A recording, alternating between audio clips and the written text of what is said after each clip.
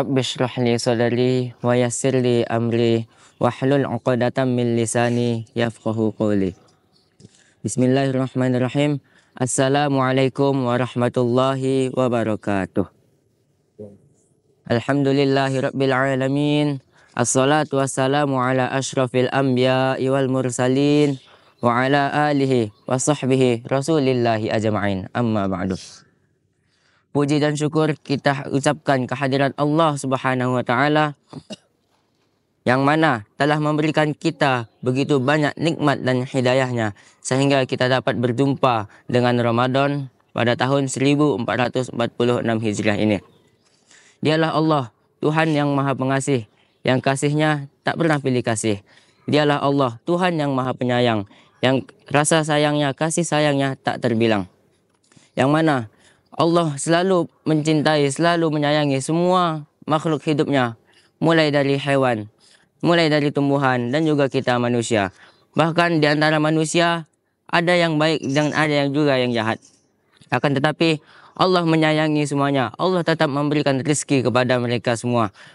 Kita lihatlah orang-orang kafir. Apabila Allah tidak menyayangi makhluknya tersebut, mereka tidak akan dapat makan, mereka tidak akan dapat minum, mereka tidak akan dapat menghirup udara di atas bumi ini. Karena semua yang berada di atas bumi ini adalah milik Allah. Akan tetapi karena Allah adalah Tuhan yang Maha Pengasih, maka Allah tetap memberi mereka semua makanan walaupun mereka tidak berterima kasih kepada Allah. Salawat dan salam tidak lupa pula kita sampaikan kepada Nabi junjungan alam, Nabi besar Muhammad sallallahu alaihi wasallam yang telah membawa risalah kenabian sehingga kita dapat merasakan zaman yang penuh dengan ilmu pengetahuan pada saat ini. Baiklah, judul tausiah ana pada pagi hari ini adalah hakikat ibadah puasa. Akan tetapi untuk mengawali tausiah ana ini maka ana akan membawakan sebuah kisah terlebih dahulu, yaitu adalah kisah Masyitoh, pelayan putri Fir'aun. Seperti yang telah sama-sama kita ketahui, Fir'aun ini adalah contoh nyata dari seorang tirani, seorang yang sangat sombong, yang bahkan mengakui bahwa dirinya Tuhan. Ana rabbukumul a'la, inilah katanya, aku adalah Tuhanmu yang paling tinggi. Ini adalah klaim sepihak yang dibuat oleh Fir'aun, dan klaim dia ini harus diakui oleh seluruh jajarannya dan juga termasuk oleh masyarakatnya, tidak terkecuali oleh pelayannya juga. Maka ketika risalah Nabi Musa telah sampai kepada Masyitoh, sang tukang sisir putri Fir'aun, maka Masyitoh pun beriman kepada Allah. Akan tetapi karena ia tinggal di istana Fir'aun yang penuh dengan kemegahan, maka ia harus berusaha untuk menyembunyikan keimanannya tersebut. Akan tetapi sepandai-pandai tupai melompat, pasti ia akan jatuh juga. Maka sepandai-pandai apapun Masyitoh ini menyembunyikan keimanannya, menyembunyikan ketakwaannya kepada Allah, maka terjadilah suatu kejadian. Pada suatu hari ketika ia sedang menyisir putri Fir'aun, tiba-tiba saja sisir ia terjatuh. Sebagaimana apa yang sering dikatakan oleh orang muslim apabila orang-orang bertakwa, apabila ia mengalami suatu musibah atau ingin mengawali suatu kejadian, maka ia mengucapkan bismillah. Maka ini pula yang terjadi pada Masyitoh. Ketika ia sedang menyisir putri Fir'aun, kemudian sisirnya terjatuh. Kemudian ketika ia ingin mengambilnya, ia lalu tak sengaja terucap sama dia bismillah, yang artinya dengan menyebut nama Allah. Kemudian putri Fir'aun yang mendengar hal ini pun terkejut. Wahai Masyitoh pelayanku, apakah nama yang engkau sebut tadi adalah nama ayahku? Apakah Tuhan yang engkau sebut tadi adalah ayahku?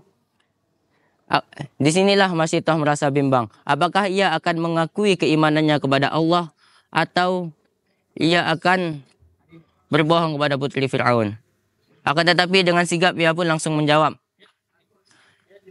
tidak, yang kusebutkan tadi adalah Allah, Tuhanku dan Tuhanmu, dan juga adalah Tuhan ayahmu, yaitu Fir'aun. Sontak putri Fir'aun pun terkejut mendengar pernyataan Masyitoh yang begitu berani ini. Akan tetapi ia tidak langsung mengambil tindakan untuk mengadukan tindakan Masyitoh ini. Terlebih dahulu ia menanyakan kepada Masyitoh, wahai Masyitoh, maukah engkau apabila perkataanmu tadi aku kadukan kepada ayahku, putri Fir'aun tidak langsung mengadukan perkara ini kepada ayahnya, bukan semata-mata ia adalah orang yang tidak tahu menahu, bukan karena ia adalah seorang yang bodoh, akan tetapi ketika kita hidup di masa kerajaan, dan juga seperti yang telah sama-sama kita ketahui, bahwasanya kerajaan Fir'aun ini sangatlah luas, dan kekuasaannya itu meliputi suatu negeri yang sangat besar. Maka orang-orang yang berada di dalam istana tersebut pasti akan berebut kekuasaan untuk mendapatkan ahli waris. Maka ini pula lah yang dilakukan oleh putri Fir'aun. Ia mulai mencari-cari pengaruh, mulai mencari jabatan, mulai dari orang-orang terdekat, ia berusaha mempengaruhinya untuk menjadi pengikutnya. Makanya itu, ia pun bertanya kepada Masyitoh, maukah engkau apabila aku kadukan hal ini kepada ayahku? Lantas Masyitoh karena sudah dari awal mengakui keimanannya, ia pun memegang keimanannya itu dengan teguh. Lantas ia menjawab, kalau engkau ingin mengadukannya, maka silahkan. Maka dikadukanlah keimanan Masyitoh ini kepada Fir'aun. Maka Fir'aun pun menyiapkan sebuah hukuman yang sangat berat bagi Masyitoh, yaitu sebuah Baqarah. Baqarah ini adalah sebuah hukuman di masa lalu yang mana disediakan sebuah wajan yang sangat besar, yang apabila kita masukkan seekor sapi jantan dewasa ke dalamnya, maka sapi itu akan masuk seluruhnya. Dan hukuman ini diperuntukkan bukan hanya untuk Masyitoh, akan tetapi juga untuk anak-anaknya. Hal ini bertujuan karena seorang ibu apabila melihat anak-anaknya dihukum, pasti ia akan tersayat hatinya. Maka Fir'aun pun memanggil Masyitoh sambil membawa Baqarah tersebut. Kemudian Fir'aun pun berkata, wahai Masyitoh, mau apa permintaan terakhir darimu kepadaku? Fir'aun bertanya hal seperti ini kepada Masyitoh karena ia masih ingin menunjukkan kuasanya. Masih berharap kalau misalkan Masyitoh ini mengatakan, ampuni aku. Atau ia juga masih berharap bahwasanya Masyitoh kembali untuk menyembahnya. Akan tetapi Masyitoh tidak demikian. Ia tetap berpegang teguh kepada keimanannya. Ia sabar dengan segala cobaan yang dihadapinya. Ia pun mengatakan, wahai Fir'aun, aku tidak membutuhkan ampunan darimu. Oleh karena itu, setelah aku gosong dan menjadi abu nanti, aku bersama anak-anakku, maka kumpulkanlah seluruh sisa-sisa dari jasad kami, mulai dari daging-daging dan tulang-tulang yang tersisa, lalu kumpulkan semuanya di dalam sebuah kain, lalu kuburkanlah kami di suatu tempat. Fir'aun lantas terkejut mendengar pernyataan Masyitoh ini. Akan tetapi sebagai seorang raja yang berwibawa di hadapan rakyatnya, ia pun menyetujui permintaan Masyitoh. Ia pun berkata, kalau begitu perkataanmu akan kupegang. Lalu dimasukkanlah satu persatu anak Masyitoh, mulai dari yang paling besar, anak pertama, anak kedua, anak ketiga, dan seterusnya sampai ke anak yang paling kecil. Kenapa demikian? Kenapa anaknya duluan yang dimasukkan ke dalam penggorengan tersebut? Karena hati seorang ibu pastilah akan tersayat apabila melihat anak-anaknya disiksa, terutama anak kandungnya sendiri. Maka Masyitoh pun merasa gentar, terutama ketika masuk giliran anaknya yang terakhir, yang masih berada di buayannya, yang masih menyusu kepadanya. Anaknya yang masih belum bisa berbicara.